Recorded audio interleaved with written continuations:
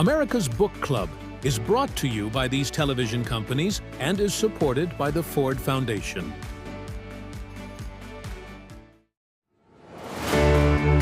From the nation's iconic libraries and institutions, America's Book Club takes you on a powerful journey of ideas, exploring the lives and inspiration of writers who have defined the country, in conversation with civic leader and author David Rubenstein. As a young boy growing up in Baltimore, I went to my local library and was inspired to read as many books as I could. Hopefully people will enjoy hearing from these authors, and hopefully they'll want to read more. Now, from the National Archives in Washington, D.C., winner of the Pulitzer Prize, best-selling biographer of Benjamin Franklin, Samuel Adams, and Cleopatra, Stacy Schiff.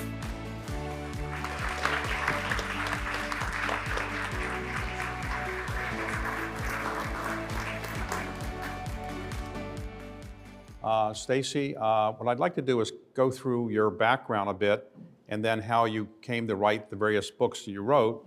But let me say at the beginning, you have a very eclectic group of books you've written about. Benjamin Franklin, the Salem witch trials, Cleopatra, the author of The Little Prince, among other things, the book on Vera Nabokov, who is the wife of Vladimir Nabokov, the writer of Lolita. So how do you pick subjects? Because I can't figure out how you figure out who you want to write about. I think there's a hidden thread, in some ways invisible to the naked eye and often to me, among the books. And here's a perfect example since we're sitting in the National Archives. I went to France, I moved our kids and our family to France for a year and a half so I could research the book about Ben Franklin's years in France, which are the years of the American Revolution. He's there for 8.5 years, the most difficult assignment, most taxing assignment of his life. And the paper for those years, which is in the State Department archives in France, is 2.5 times as great as the rest of the documentation we have for Ben Franklin's life. I would say, moreover, that it is not necessarily as beautifully preserved as some of our documentation is here, and that French archivists, unlike American archivists, go out on strike. So, and also the room isn't heated. Did I mention that the light is bad? So it was a very difficult book to research. And I think after that much time in those archives, I realized two things. One, I didn't really want to research my next book in France. That was the third time I had done so, because I found the systems extremely difficult to navigate and sometimes the documentation very difficult to request. But also that I was more comfortable with the question of doubt than I had been previously, because you can read through those mountains and mountains of Franklin material and still not have essential answers about parts of his life, like who was the mother of his son. And I think that made it possible for me on some level to think about a book about a woman for whom we have no documentation whatsoever, which is to say Cleopatra, where we have possibly at best one instance of her handwriting. And I thought I could write a book where you actually were able to say on the page, we don't know, or we will never know the answers to certain questions. And I don't think I would have been ready to do that had it not been for the monumental Franklin documentation. So the book you wrote on Nabokov's Vera, why did you pick that particular subject? Because I could see maybe somebody writing a book on the author himself, but his wife, I know she was an author too, but she wasn't nearly as famous. So you picked his wife, and were you surprised that you won the Pulitzer Prize for that? I picked her because I was thinking about marriage, and I wanted to see if it were possible.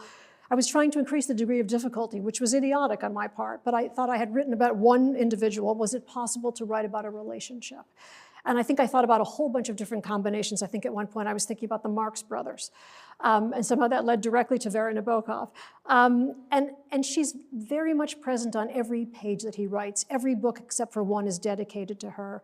His biographers had both written that there was a hole at the center of Nabokov's story and you couldn't get your hands around it until you wrote about her. And that was like a red flag. It was like, well, wait a minute, why is there this hole? Why doesn't somebody talk about her? And I thought it was possible to understand him better if you understood, if you turned the carpet over and could see the other side. So for me, it was really a book about him as much as it was about her, and about how this machine that they had built together, which was Vladimir Nabokov, worked, because it took two people. When you won the Pulitzer Prize, they call you the night before and say, we're going to announce her. How do they tell you you're going to win the Pulitzer Prize or you won the Pulitzer Prize? It will amuse you that you get those days you got a telegram. And needless to say, you don't get the telegram before someone in publishing calls you or NPR calls you and says, did you know you've won a Pulitzer Prize? And then you think that must have been a prank phone call, pretty much, yeah. Now, when you write a book, do you write an hour a day, 2 hours a day, 3 hours a day and call it quits? Or you write a certain number of pages? How do you do that? I write from the minute I hit my desk until the caffeine gives out, and that is approximately 3.5 hours. 3.5 hours. And I think anyone who says that they write for longer than that is either supernatural or lying. Are you write in the morning or in the evenings? In the morning. I used to be an evening person. I'm now a lucid in the morning, only in the morning person. And you write in longhand or computer? You know my secret. I write longhand. Longhand. It's an embarrassing thing to admit. I write on a legal pad with a mechanical pencil. And I do that because I do that for a number of reasons, but it slows me down. I type very fast. I don't think as fast as I type. And there's something about the labor of the pencil that really slows you down. Where did you grow up? Adams, Massachusetts. And, named for Samuel. All right, and were your parents in the writing world, or? My mother was a college professor, so writing adjacent, when she had a PhD in comparative literature. So, you know, there was a lot of discussion about French literature. And did you want to be a writer when you were in high school?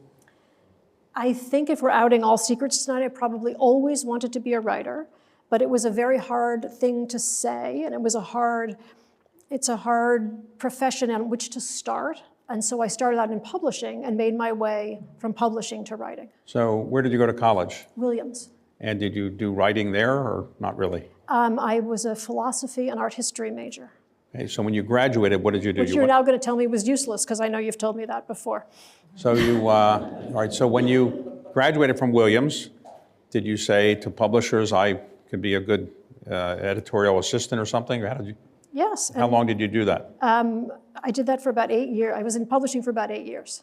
And when you read other people's works, did you say, hey, I can do better than these people? No, but what I think I learned very quickly in publishing was how to write a really good book proposal. So I think I could probably write a book proposal for pretty much anything you could name right now. That's the one sort of, for me, that was the one essential takeaway. And I spent a lot of time, I had a side gig, as you often do when you're a young editor because you can't make a living. And my side gig was excerpting books for the New York Post. And that meant pulling 5 days worth of 1,000 or 1,500 word excerpts of the most salacious part of the books that they were buying. And that was an extremely good exercise. What was your first book? The first book that I wrote? First book you wrote? Saint-Exupéry, the book about the author of The Little Prince. Little Prince. Now, I read recently that the book, The Little Prince, is the most translated book in the entire world. The Bible is the second most. Right. The Bible is the most translated, but this book has been translated into more than 500 languages. Why is it that popular a book? You're absolutely right, to the point where it's translated into every dialect of every country you can imagine, and Klingon, and in ancient Greek and Latin. There's not a language you can name in which you can't read The Little Prince. I think because it's a fable, and it lends itself, it has a universality to it. It's an extremely adaptable tale. It's all about the foibles of humankind. What could be more universal? And it's an exceptionally flexible story. You can make it works it works for children, it works for adults. And I think it's largely written. It's interesting when you look at how it was published, you can see that the publisher had a lot of trouble figuring out how to market it. Was this a book for adults or was this a book for children? And they kind of tried to straddle the line. That book was written in, I think, 1943 or something like that. So when that was done and you finished that book, what was the reaction from your readership? People loved that book and their publisher say, give me another book?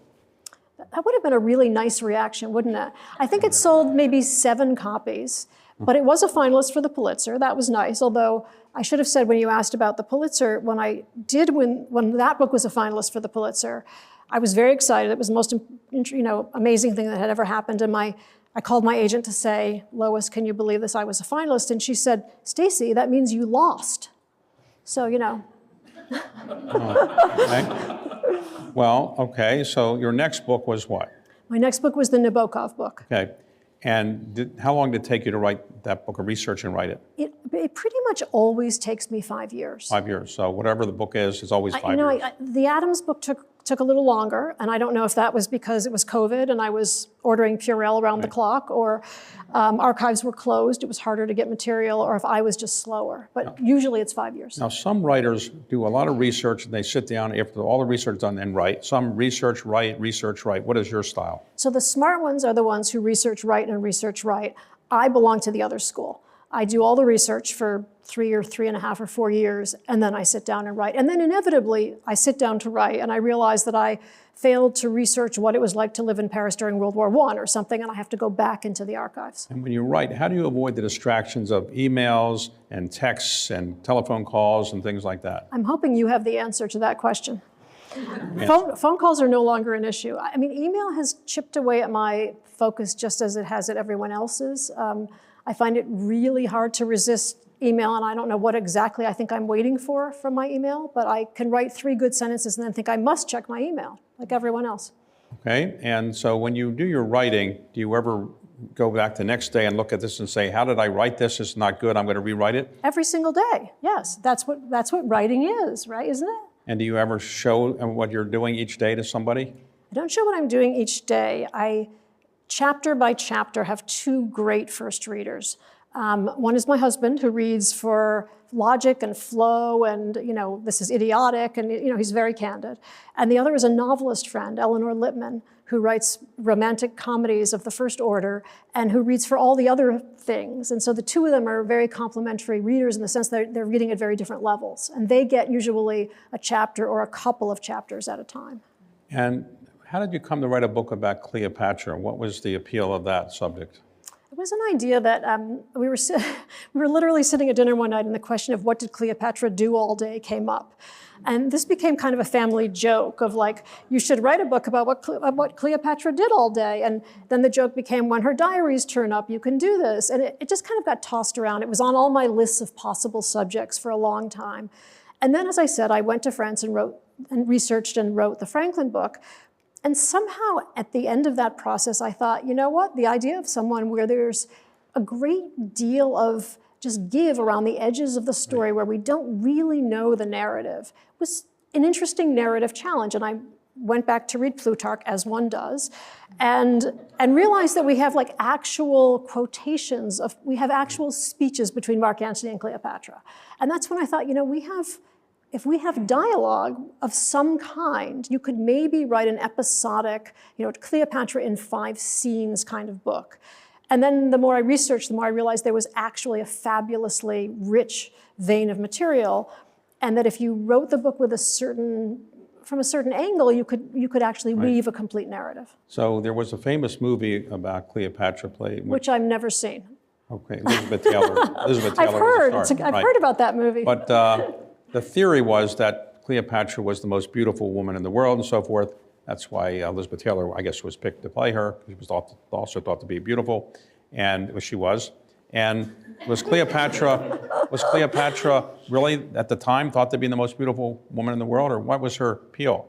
You see, that's one of the reasons to write a book about Cleopatra. No, decidedly not. And all the ancients are very clear on this subject, that she was not a beauty. But, as Plutarch writes, the contact of her presence was bewitching, that she was charming beyond all measure, spoke 9 languages, and the 10th was flattery, that she was incredibly charismatic and incredibly ingratiating in her manner. So there's a real, you definitely get the sense of a woman who changes the temperature of a room when she walks in. It helped that she's the richest person in the Eastern Mediterranean, hands down. Did she had a relationship with Julius Caesar and also with Mark Antony?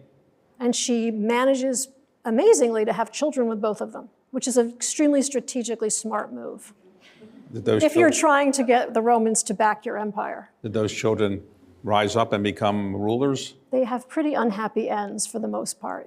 By the time she is conquered, it is impossible to let her children survive her. So they come to pretty miserable ends. And several thousand years after she lived, do we know where she's buried? There's a search currently underway, as I'm sure there has been for years. This search has been 20 years in the making for her tomb. It's really hard to figure out where it could be. The entire coast of the Mediterranean around Alexandria has changed. We know she's buried in an Isis temple. There were something like 300 Isis temples at the time. We think she was buried with Mark Antony, and we know that that was within a day's ride of her palace. So, it does limit the possibilities, but it also gives you a tremendous amount of terrain over which to search. Did she ever write who she thought was a better lover, Julius Caesar or Mark Antony? Or she leaves one word to us, or one expression to us, and the expression, which is one word of Greek, is "let it be done." And that's the only thing, and even that may not be in her handwriting, but that's the only word of hers that we have to this day. Okay, so as we get ready to celebrate the 250th anniversary of this country, you've written books about the colonial period or post-colonial period of time, and why don't we go through those books for a moment, okay? So let's talk about Benjamin Franklin. You wrote a book not about his entire life, but you focused on the time in France. For those people who aren't Benjamin Franklin experts, how much time did he spend in France? So he spends 8.5, he goes to France in December of 1776. The Declaration, let me just go back a step. The Declaration, from a certain perspective, is like an SOS. The Declaration is indeed what the colonies would like to broadcast to the world about their feelings of, having been abused by the crown. But it is also an attempted outreach to the rest of the world for someone else to support them. And they realize they cannot fight this rebellion, this revolution yet on their own. They must have some kind of benefactor. And the question in Congress in these months is, do we declare independence first, or do we seek an alliance first? So the declaration is made in July. Franklin is dispatched. The job is accepted in October. He's dispatched in December of 1776. And the mission is essentially to get France to underwrite this nascent republic, which is a pretty interesting assignment. He's being sent to an absolute monarchy to solicit aid to found a republic. Now, Benjamin Franklin, born in the United States, born in the Boston area, later moved to Philadelphia. He was a person who went to England and lived there for 10 years or so, I think, before the Revolutionary War. At that time, he was a citizen of England, he would think. What was he doing in England all that time before the Revolutionary War? So it's 16 years in all, which is startling. 16 years in England? 16 years, back and forth, but it's a total of 16 years. And how long did it take to go back and forth in those days? 3 months. 3 months? For the most, it could be faster, but 3 months is what you could pretty much count on. It isn't something one did lightly. And the accounts of making that passage are really hair-raising. In any case, he's there for a long time. He's the founder with the greatest international experience, and that's one of the reasons why he is the person who is dispatched to France in 1776. A, he's understood to speak French, which was kind of true. B, he has experience of being in France. He's gone to Paris and he knows the scientific community there. And C, he has this tremendous international stature. Having spent so much time in England, you could say he might be really partial to the English. When he came back, though, did he not support the Revolutionary War in ways that his own son didn't do? It's really interesting. When he comes back, the news of Lexington and Concord reaches him, would have reached him on the high seas. He comes back to the news that the first shots have been fired. And no one is certain at that moment if he's going to, which side he's on. Is he going to be, along with his friend Galloway, someone who is going to resist what's happening, or is he going to throw himself into this conflict? Remember that months earlier, he has been roundly denounced in the Privy Council, roundly humiliated. That may have had some part of his thinking. It's pretty clear if you go back and read what he's writing, that he's watching what's happening and he's very much on the side of some kind of revolt or some kind of redress in any case, that his heart is very much in America at this point. Remember that it's one country. When we say he was a citizen of Great Britain, everyone is a citizen of Great Britain still. But his loyalties at this point have definitely shifted to the colonial side. When he was at the Second Continental Congress, which drafted and passed the Declaration of Independence, did anybody think, you've lived in England so long, we really think you're probably British? When he first comes back, Arthur Lee and a few others think he must be a spy. I think Samuel Adams even has a little hint of disdain or distrust of Ben Franklin. Very quickly that evaporates and it's clear what side he's on. It's difficult because, as you mentioned, the son is the royal governor of New Jersey, remains very loyal, extremely loyal to the crown, and in fact is a counter-revolutionary in many ways. And Franklin breaks with his son over politics. When he went to England and later when he went to France, he was then the most famous American? This is part of the stature that Congress never really understands. Congress sends Franklin for the reasons I just mentioned, because he has this international experience. They don't realize that they are dispatching to France basically a kind of walking statue of liberty. This is a man whom, the French revere because of his scientific foundings. Now, Benjamin Franklin, when he's in France, how many years did he spend in France? Eight and a half. He leaves in 1776, comes back in 1785. 8.5. And 16.5 in England? 16 in England. So 25 years overall overseas. That's a lot. That's a lot. All right. So when he's in France, does he remain very focused on his job? No socializing, no womanizing, none of that? I don't like the tenor of that question, David. So it's France. It is, work is socializing. Socializing is work, right? And that is something that John Adams, to whom you owe your question, does not understand. Franklin understands that in Philadelphia, it's very important to appear to work hard and to work hard. In France, it's very important to work hard and not to appear to be working at all, because that is the gracious and graceful way to do business. So he's very much keeping up with the obligations of a hideously expansive job. I mean, he's playing the job of ambassador and consul and purchasing agent. He's really doing everything himself, but he never appears to bend under the burden. And a lot of this, in fact, is soliciting the goodwill of the French aristocracy, who are the ones who are helping to call the shots at Versailles. So some would say he had a libertine-type lifestyle? Well, John Adams would say that, yes. Okay. If you actually read Thomas Jefferson, you see that Thomas Jefferson was not impressed with Ben Franklin's wine cellar. John Adams was. So, it depends a little on your perspective here. So in the end, when the battle of the Revolutionary Wars ended, or the fighting is ended at Yorktown, then it takes about 2 years to get the treaty done. The last battle was in 1781. And 1783, the Treaty of Paris was agreed to. So for those 2 years, was Franklin working on the treaty? Was he the principal person working on the treaty, or who else did he have helping him? Those are the years when we have this astonishing collection of firepower in France. So, and for the most part, everyone gets along. For the most part, everyone gets along with each other, but not with Franklin. Right. And it's an interesting question because he's a fundamentally benevolent, serene, genial man. And yet he's a terrible team player at times. And that's a perfect example, except for Thomas Jefferson, who gets there at the end of Franklin's tenure. He doesn't really get along with any of his American colleagues. He gets along brilliantly with everyone else, but less so with the American colleagues. Who was in charge of negotiating the treaty? Franklin, John Jay, John Jay, or John Adams. Franklin, John Jay, and John Adams. They were, okay. And did they fight with each other, or they got along? It is clear that John Jay and John Adams would like to proceed to make a peace without consulting with the French, which is precisely the opposite of what the earlier treaty and Benjamin Franklin had agreed to. Franklin reluctantly goes along because he realizes he cannot really outvote his two colleagues. And so in a somewhat underhanded way, the peace is made with England, not somewhat underhanded, in an underhanded way, the peace is agreed upon and then reported later to the French, and that mission is entrusted to Ben Franklin. All right, so when the treaty is agreed to, the Treaty of Paris, does Franklin say, okay, I'm done, I'm going back to the United States? He tries to, and he can't seem to get Congress to demand his recall. So he spends 2 very frustrating years basically saying, I'm old. If I mismanage affairs, it's your fault because I might be in over my head. Please may I come home? And it takes him basically 2 years to get congressional permission to do so. He was old. Nothing has changed. Old by the standards of those days, but today he would seem to be young. But how old was he when he was in France? He was in his... So he's 70 when, he's 70 when he goes, and he comes back at 79. 79, okay. So he comes back at 79, and then later he participates in the Constitutional Convention? That's right, Well, that's right.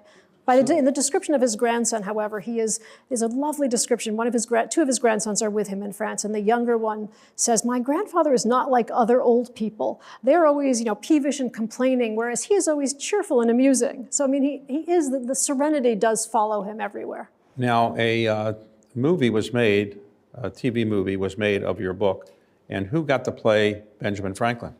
Well, the many years I spent with Ben Franklin, I always thought, this is Michael Douglas. And that's who plays him. No, I'm only kidding. It's Michael Douglas. And did you get to meet him? Did he ask you questions about Franklin? Yeah, we talked about it a lot. Okay, so do you admire Franklin more than you did before you began this book, or less? I am in the, I think, happy position of being a little obsessed with Benjamin Franklin. He's exquisite company. There is very little on which he does not have a really smart and modern take. He feels, as we all know, more human, I think, than some of the other founders. He's amazingly inventive and forgiving, despite the fact that he can't get along with his colleagues. And I'm actually working on a new book about Ben Franklin, as you perhaps just guessed. Yeah. So if you had a chance to have dinner with Benjamin Franklin, what question would you want to ask him after spending this much time researching him? What would you like to ask him about? You know, I really would like to know who the mother of the sun was. I mean, just because it's annoying that like nobody, for all these years that nobody's spilled, right? Who was the mother of the son with whom he was so close? I think the real question would be, at what point does he throw in his lot with the colonies? He writes a very angry 196-page letter on the trip home in 1775 from England.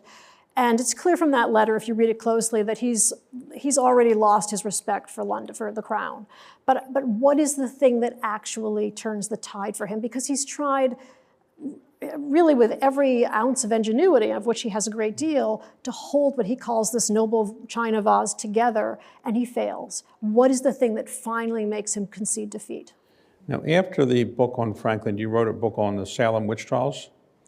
For those people that aren't familiar with the Salem witch trials, briefly, what were the Salem witch trials?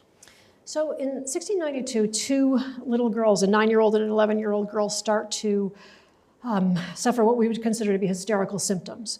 And fairly quickly, what they are suffering from is diagnosed as witchcraft, and fairly quickly after that, 3 women are named as the culprits who are in some way afflicting these little girls.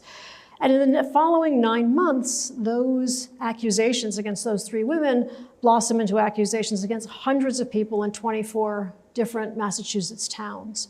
So in the course of that epidemic, a witchcraft court is formed, and some of the accused and jailed witches are brought to trial.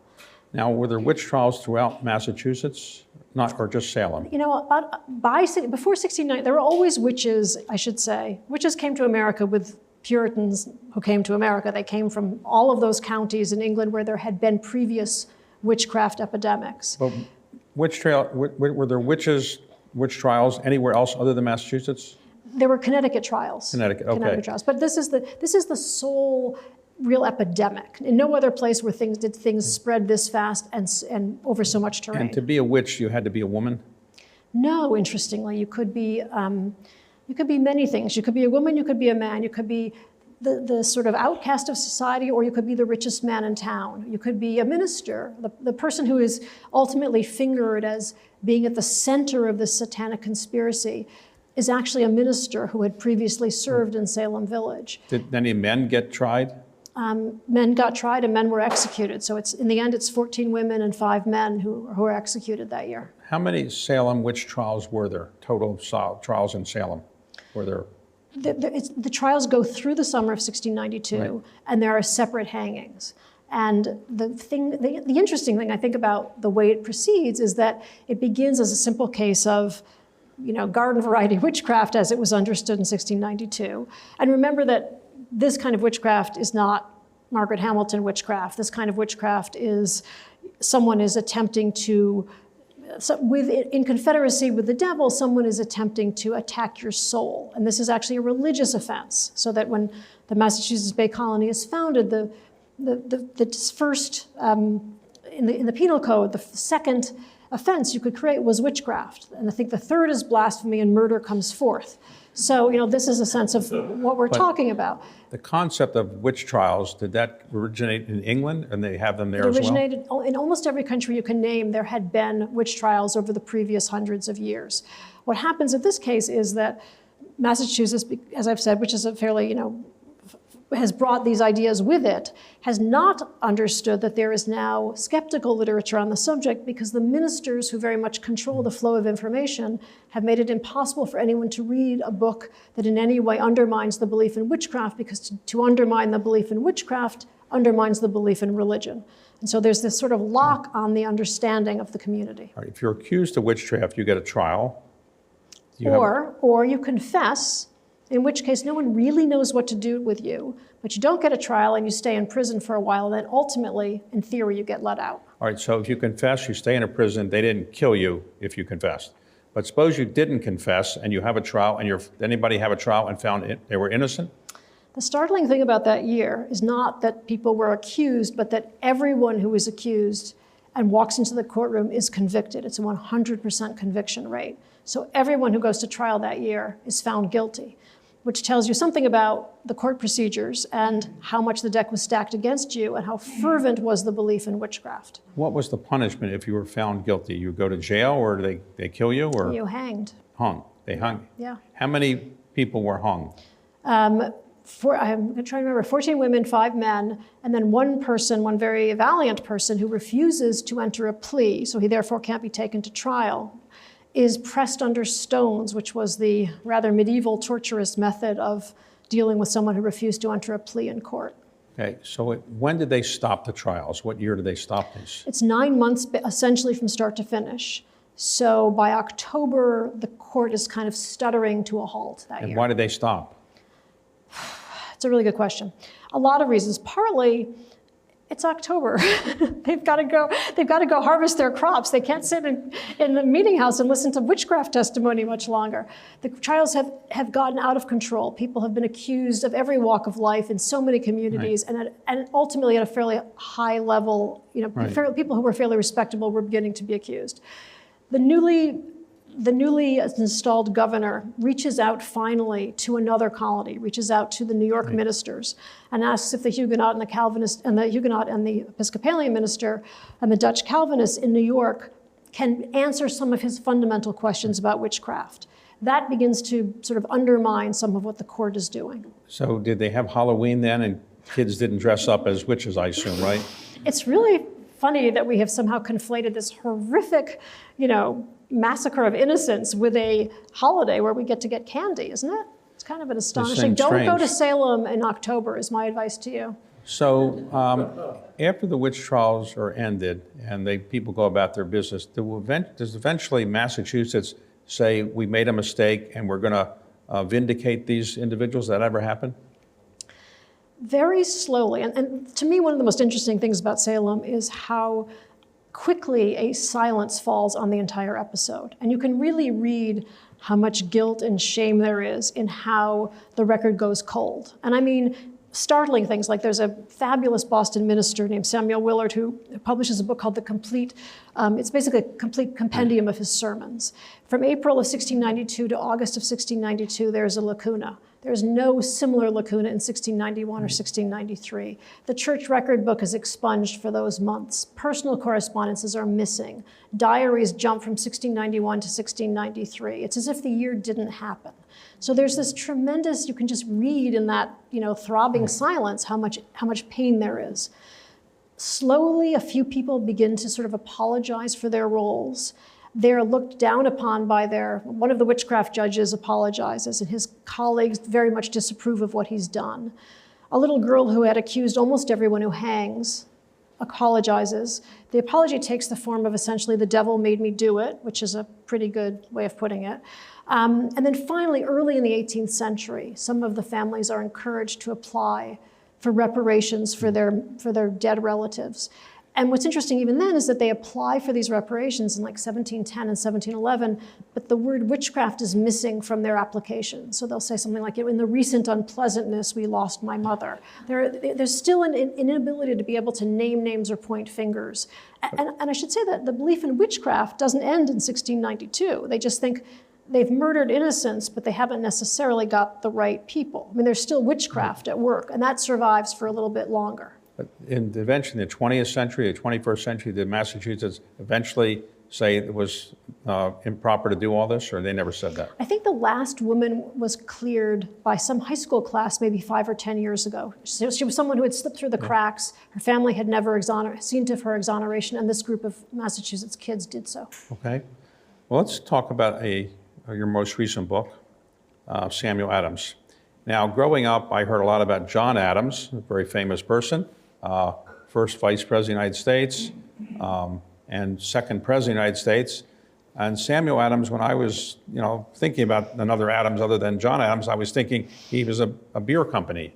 There was a Samuel Adams beer company. So was Samuel Adams really brewing beer mostly, or what was he really famous for? And why would you think he deserved a book more than John Adams deserved a book. I will just tell you one thing about John Adams, which explains something of the animosity he has for Benjamin Franklin, which is that when John Adams goes to France to join Franklin, or not really to join Franklin, but to work alongside Franklin, people think he's Samuel Adams. And they say, oh, the famous Mr. Adams. And he has to say, no, that's somebody else. And you can imagine how that felt to very vain John Adams. So in the day, Samuel Adams was the more renowned of the two Adamses. If you had asked any of the founders who the leading exponent of the revolution was, it would have been a contest between George Washington and Samuel Adams. He's utterly, I mean, as Thomas Jefferson says, he's the earliest, the most active, the most persevering man of the revolution. All right, so Samuel Adams grows up in Massachusetts. He goes to Harvard. And eventually, what does he do when he graduates from Harvard, which then trained ministers, but he did something different? Yes, he did something different, which is to say he failed at pretty much everything he tried. He very briefly considers a business career and manages to lose a lot of money. He's attracted to the law, but his mother thinks that's a terrible idea because lawyers were suspect at the time, which might explain Salem. He can't get traction. He's loitering his way toward his future. And slowly he begins to write for a newspaper, and that's kind of the beginning of the political career. And so he starts writing, but he writes anonymously. He doesn't write in his own name, largely. Is that right? That's right. But that was very much the standard of the day. You wrote pseudonymously. He becomes the chief propagandist, really, of the 10 years leading up to the revolution. And that was one of the hardest parts of the book. And did he have a government job at some point? He's a tax collector, which is pretty funny since he's pretty inept with finances. And the way the tax collection worked at the time, it's a job nobody wanted, so there's some desperation implied in the fact that he wanted to do this.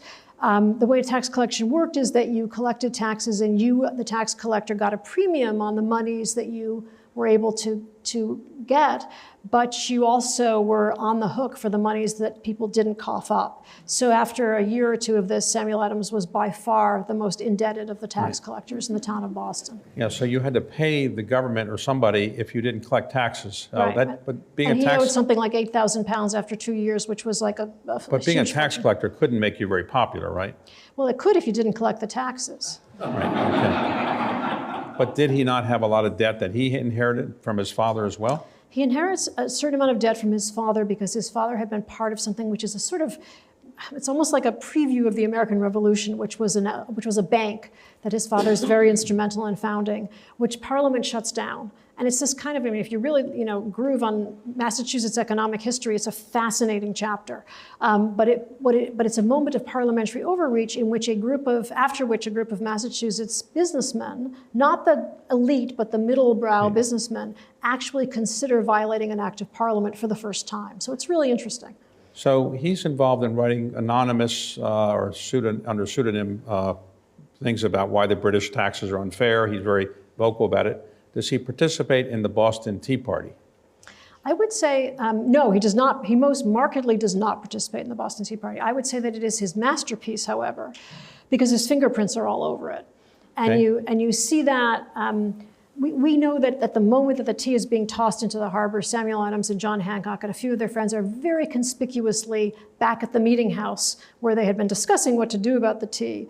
But when 12 sailors are then deposed later in London, they point their fingers directly at Samuel Adams. So when the British say that the colonies are not listening to them about the importance of paying these taxes, the British send some troops over eventually. They call them regulars.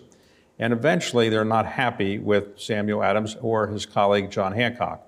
And so, as I understand it, the regulars were sent to capture them in around 1775 or so. Is that right? That's right. And that was one of those things where at 3 in the morning you wake up and you think, oh my God, this is where the book has to start, because we know Paul Revere's ride, and we know that Paul Revere is out announcing that the British are coming, but where in the world was Paul Revere actually going? And the answer is to warn John Hancock and Samuel Adams of their imminent arrest. So that is the other side, if you actually think about, Longfellow misses that part, but why is he riding into the countryside? It's because those two are the two most wanted men in America. And that speaks to something which I don't think we talk about a lot, which is the misconception or the complete cluelessness of the British ministry, who think that if they could simply arrest these two malefactors, they could really shut down this whole, troublesome revolt. So ultimately, the colonies have a Continental Congress, the first Continental Congress, and Samuel Adams is a delegate there, is that right? That's right. And does he overshadow John Adams at that time there? No, by no means. And it's interesting to see what the Massachusetts delegation does at those congresses. They're very much working behind the scenes. As they have made their way, these are very provincial men, and these are very divided, heterogeneous colonies. So as they make their way to that Congress, they are being told by everyone they meet in the New Yorkers in New Jersey, you have to really be careful because people think that you're a bunch of, obstreperous, hot-headed vandals. And they get the message, and they realize by the time they get to Philadelphia that they need to work behind the scenes and let Virginia basically take the foreground. And that's very much what happens. You see Samuel Adams working behind the scenes, negotiating things, and then you see that all the major decisions were left to the Virginians. John Adams, also a delegate to the First Continental Congress and the Second Continental Congress. Did he ever feel that he was more junior than Samuel Adams and deferred to him? I think he always, he's 12 years younger, so he looks up to Samuel Adams in a very starry-eyed way. Samuel Adams is the person who has, as he has with many young men, brought him into the cause. Samuel was the person who, if you gave a tremendously good Harvard oration on American rights or liberties, he would be on your doorstep the next morning. And so he had very much enlisted John Adams. I don't think there was a sense of being overshadowed at all. All right, so ultimately the Congress issues Second Continental Congress issues a Declaration of Independence. We break from England. Does Samuel Adams fight in the war? No, he's in Congress the entire time. He's on an endless number of committees. So he never actually... Remember that he's older, too. He's older and he's not in tremendously good health. He's on every committee, including committees at which he's useless, like the ceremonial committee. Older means he was in his... He's born in 1722, so he's in his 50s. Okay. So ultimately, we win the war. The Americans win the war. What happens to Samuel Adams? Does he get elected to something or another? Nothing great. No, that's not his shining moment. His shining moment are really those years of opposition, the years of being able to identify and articulate and broadcast these ideas about the invasions of American liberties. Once the country is founded, once we're on a steadier footing, he's a part of this old world. He's very much antiquated by this point. He talks about the ancient purity of principles. He's an old New England Puritan, and the country is rushing on to this very commercial, very opulent future in which he plays. He's the governor of Massachusetts, but by default, and not out of any competence, more just as a gesture of thanks. Now, in his personal life, his first wife died early, and he had how many children at that time? He has 2 children in the end, yeah. And then he remarries? He remarries. And more children? Yep. And so how does he support all these children? Was it a brewery? He doesn't have a brewery. He seems to live on air. And if you look very closely, I think you see that he lives on the handouts of friends. And that is, I think, largely part of his relationship with John Hancock is extremely hot and cold.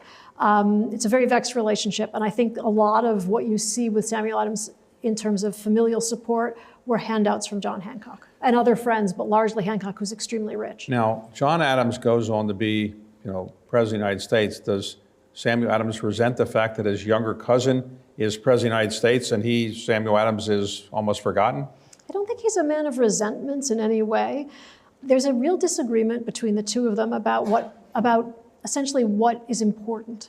Right. Samuel Adams is really set on these Republican principles and this idea that everyone should participate in a democracy, that a democracy can be undermined very easily by men of avarice and ambition,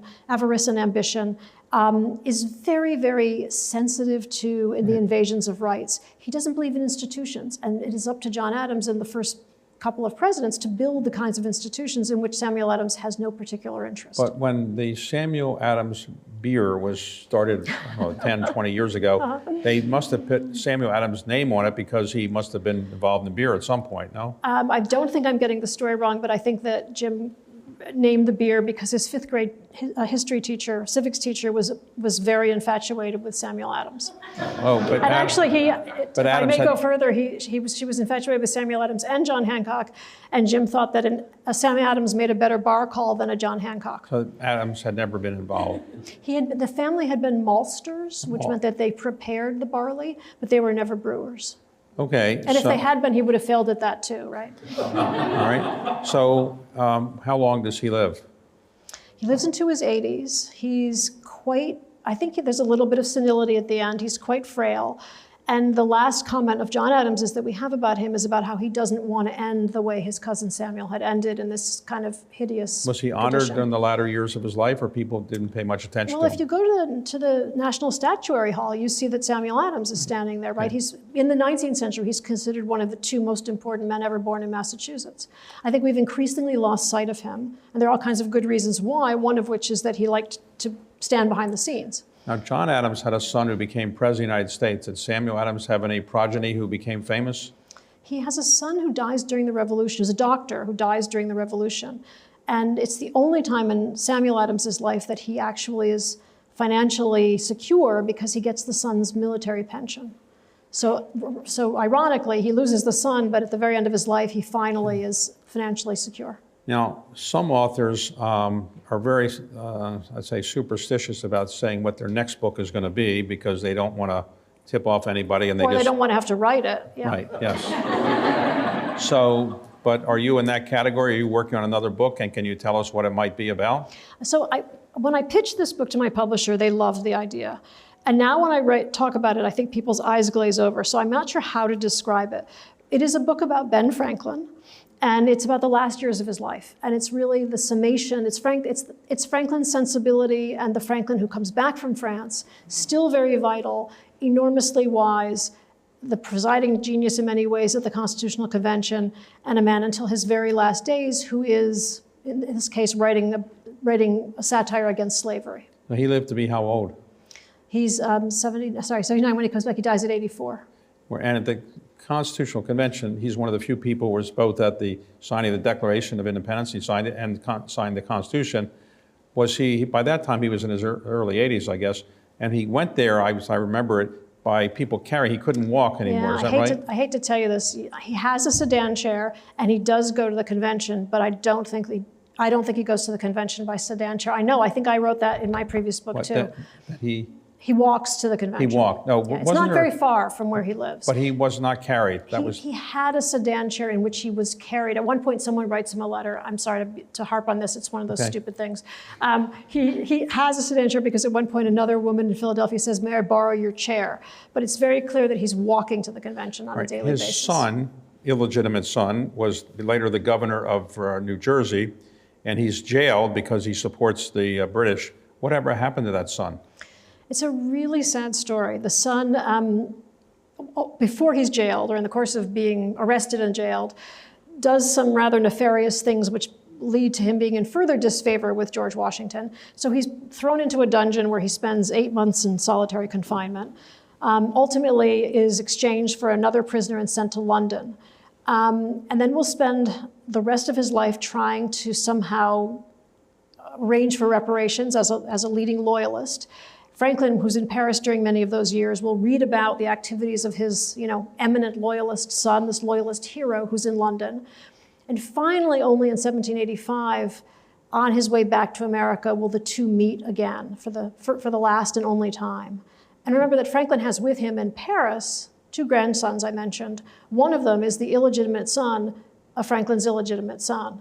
So he has kept Temple Franklin from communicating with his father in London for those years when he's in Paris. So there's a lot of illegitimacy in that family, right? Yeah, and then the illegitimate grandson has an illegitimate child too, if you want to continue, yeah.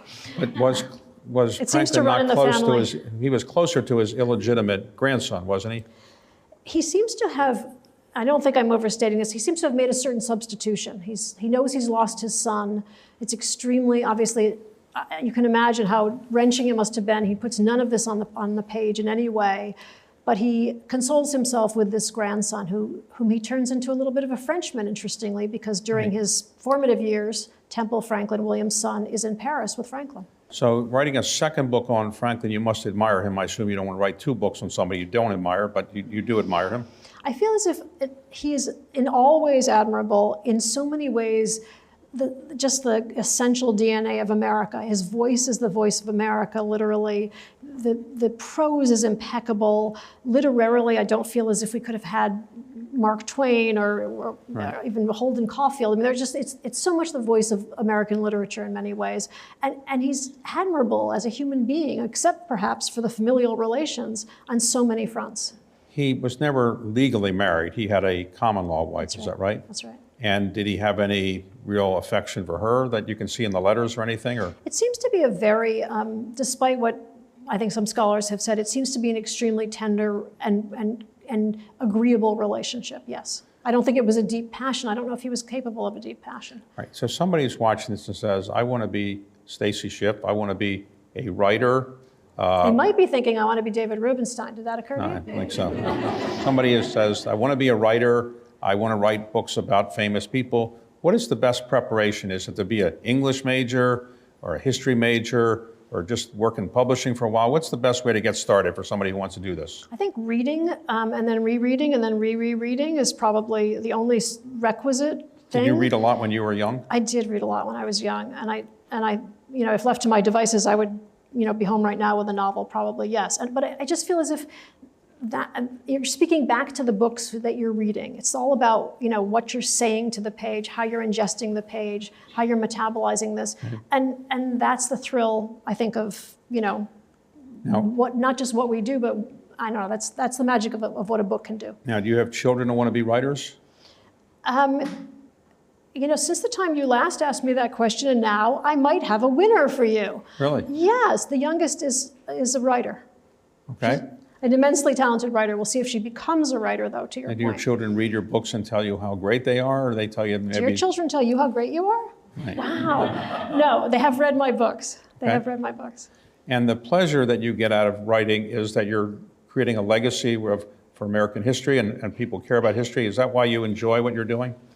I just feel like you don't understand, just for the American books, you can't understand who we are and where we've come from if you don't know that Samuel Adams is somehow encoded in the Declaration, right? If you don't know what that passage is about, how do you understand who we are? How do you understand what these principles on which this country were founded? And I just think if you can find a life that can somehow illuminate one of those chapters or some of that sensibility, it's a remarkable thing. I like to read history through the life of one sensibility. I like biography for that reason, because it gives you a very intimate view of events that you might not approach in quite so, but you might not be able to see quite so close up. Now, did either of your parents or both your parents live to see your success in winning a Pulitzer Prize? My mother was alive when I won a Pulitzer. And did you call her up and say, guess what, I just won the Pulitzer Prize, or did she? I think I called her up and said, I think I just won a Pulitzer Prize. And she said, well, did you or didn't you? And you call her and eventually you told her you did. I think I must have, yes. I don't think I kept it secret, if that's it. So today, as you do your research, do you do it online, or do you actually go to the archives or the Library of Congress or a place like that? Or now so much is online, you don't have to actually travel as much? I wish that were the case. I'm in the archives, is the answer to your question. So I was at the American Philosophical Society the week before last. I'm there again next week. Most of the stuff is not digitized. Certainly the French materials with which I was working for that Franklin book probably now are online. They are so difficult to read. Remember, they're in French in 18th century handwriting and sometimes not entirely decoded, that you almost would need to see the document. And I just like to be able to see the original. And who do you like to read? Whose books and history do you like to read, or biography? So I kind of, began reading the obvious, the Robert Caros and the David McCulloughs, and I think I admired David for the breadth of field, and that's why I didn't feel as if I had to stay always in my burrow and I could venture out in different ways.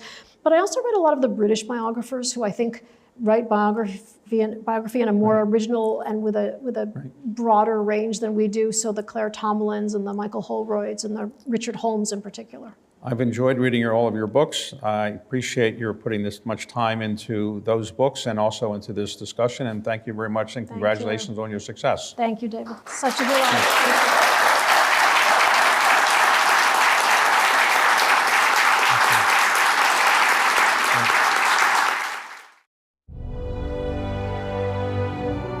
America's Book Club host David Rubenstein and biographer Stacy Schiff visited the vault of the National Archives to view the Treaty of Paris and other priceless documents. So these are oath of allegiance from Valley Forge. So the Continental Congress passed a resolution in February 1778.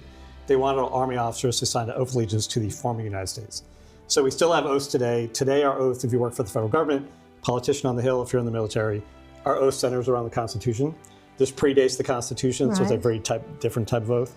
So the irony is that they sent these pre-printed forms to George Washington to fill out the paperwork for the verbal version of the oath, signed by the officer, witnessed by another officer. The irony is that his army is coming out of the famous horrible winter of Valley Forge, where they could barely afford to feed them, clothe them, house them, supply them with arms and ammunition, but like, here's all this paperwork. Great time to ask someone to fill out paperwork. And return. So we've always been a bureaucracy founded on paperwork. So this is in his hand. The Army numbered them. So Washington's number 1. George Washington, Commander-in-Chief, the Army of the United States of America, to acknowledge the United States of America to be free, independent, sovereign states, declare the people thereof owe no allegiance or obedience to George III, King of Great Britain. So very different than our oath today. So today we say swear or affirm. There's a space in the middle of the pre-printed form where they had to pick swear or affirm. There's a few religious groups. There's a passage in Matthew in the Bible they take very literally that says you can't swear to God. So they don't want to swear. So they affirm. Right. Washington swore. Do the utmost of the power, support, maintain, and defend the said United States against the said King George III, his heirs and successors, and his or their betters. Whole royal family covered. Signed by Washington, has sworn before me, camp at Valley Forge, May 12, 1778. Major General Sterling witnesses Washington. Washington ends up witnessing most of the major generals, so Charles Lee, Nathaniel Greene, etc. So you actually have 3. And this is the Treaty of Paris. So this is the exchange treaty.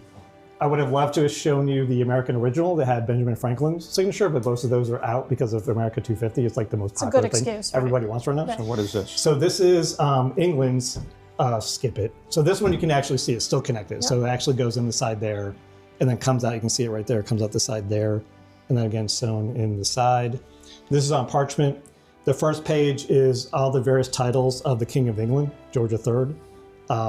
He's over most of the world, like that's what he's telling you.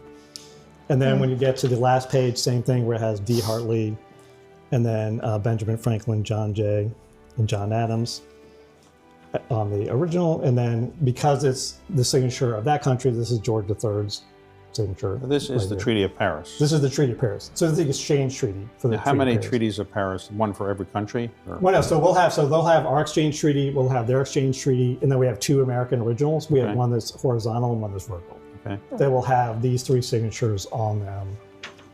Sorry, 4. They'll have D. Hartley, and then the 3 representatives from the U.S. are on those. Okay. See more with Stacy Schiff in the Vault of the National Archives on America's Book Club, The Treasures, available at cspan.org/abc and C-SPAN's YouTube page.